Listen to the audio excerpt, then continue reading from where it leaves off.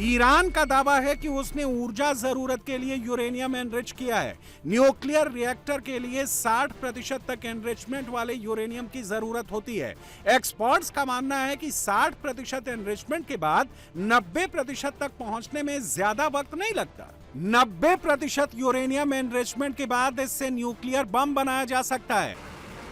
अगर ये सही है तो मिडिल ईस्ट की जंग न्यूक्लियर वॉर के मुहाने तक पहुंच गई है और ये सिर्फ ईरान, अमेरिका, इजराइल की जंग नहीं रह जाएगी, पूरी दुनिया पर इसका असर पड़ेगा।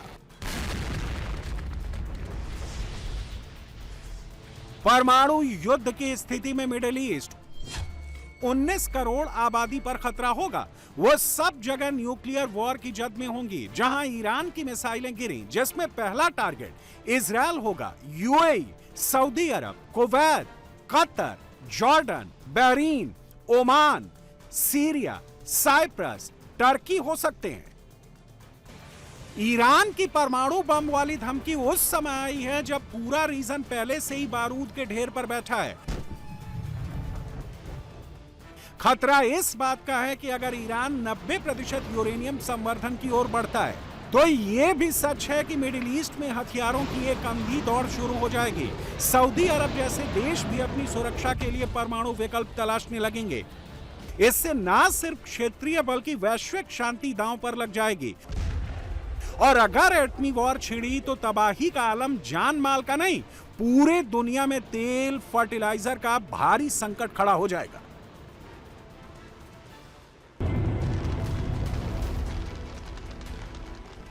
क्यों पूरी दुनिया एटम वॉर की दहशत में है? क्यों अमेरिका, ईरान एटम बम की धमकी दे रहे हैं? क्यों ईरान का यूरेनियम गले की फांस बना हुआ है? सीज फायर की बात हो रही है, फिर अटक क्यों जा रही है?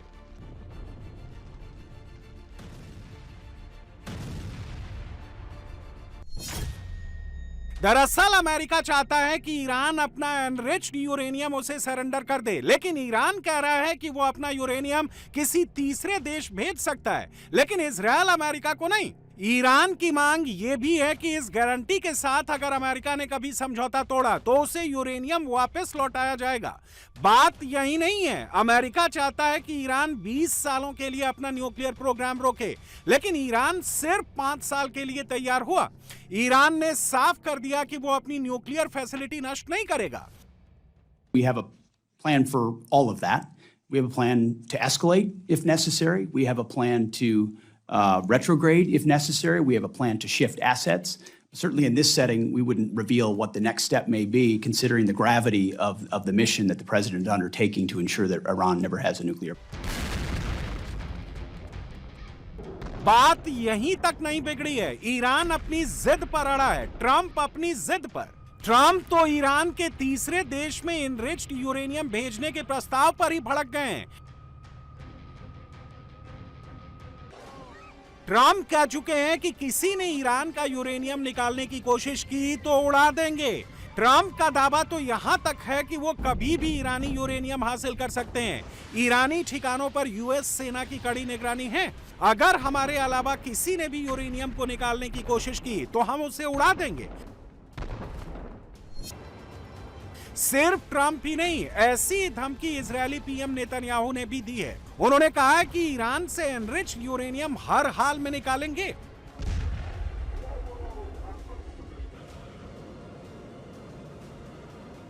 Is the war with Iran over? And if it isn't, who will decide when it is? I think it accomplished a great deal, but it's not over because there's still nuclear material, enriched uranium that has to be taken out of Iran. There's still enrichment sites that have to be dismantled. There's still proxies that Iran supports. There are ballistic missiles that they still want to produce. Now, we've degraded a lot of it, but all of that is still there, and there's work to be done. How do you envision the highly enriched uranium will be removed from Iran? You go in and you take it out. With what? Special forces from Israel? Special forces from the United States? Well, I'm not going to talk about military means, but what President Trump has said to me, I want to go in there. And I think it can be done physically. That's not the problem. उधर Iran ने कहा है कि ये सोचना भी मत, Iran को भी पता है कि यूरेनियम में अमेरिका इजराइल की जान अटकी हुई है। अगर वो उसके पास से चला गया तो पूरी जंग हार जाएगा। इसीलिए न्यूक्लियर ब्लैकमेलिंग से डरने की बजाय डरा रहा है। ईरान के इस कदम से सबसे ज्यादा टेंशन में मिडिल ईस्ट के देश हैं। हॉर्मुज के बंद होने से पूरी इकोनॉमी तबाह हो चुकी है और अब न्यूक्लियर वॉर की धमकी से तनाव और बढ़ गया है। इस वक्त ईरान सबसे ज्यादा यूएई पर भड़का हुआ है।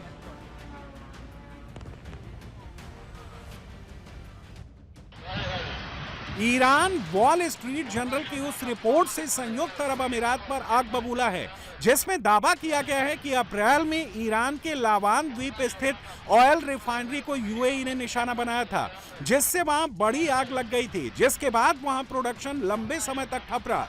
ईरान का आरोप है कि सीज फायर का उल्लंघन कर यूएई ने हमला किया। हालांकि यूएई की तरफ से कहा गया कि ईरान के हमले के बाद उसे अपनी सुरक्षा का अधिकार है।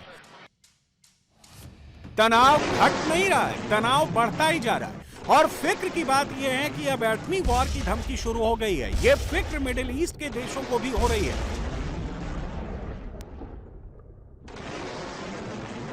कतर के प्रधानमंत्री शेख मोहम्मद बिन अब्दुल्ला रहमान अल थानी ने अमेरिका ईरान से अपील की है, ईरान से जुड़े मुद्दों का समाधान डिप्लोमेटिक जरिए से होना चाहिए, ना कि युद्ध के माध्यम से। लेकिन मुश्किल यह है कि ना अमेरिका सुन रहा है ना ईरान, दोनों में दिनों दिन तनाव बढ़ता जा रहा है। ऐसे में न्यूक्लियर वॉर की आहट ने पूरी दुनिया की चिंता को और बढ़ा दिया है।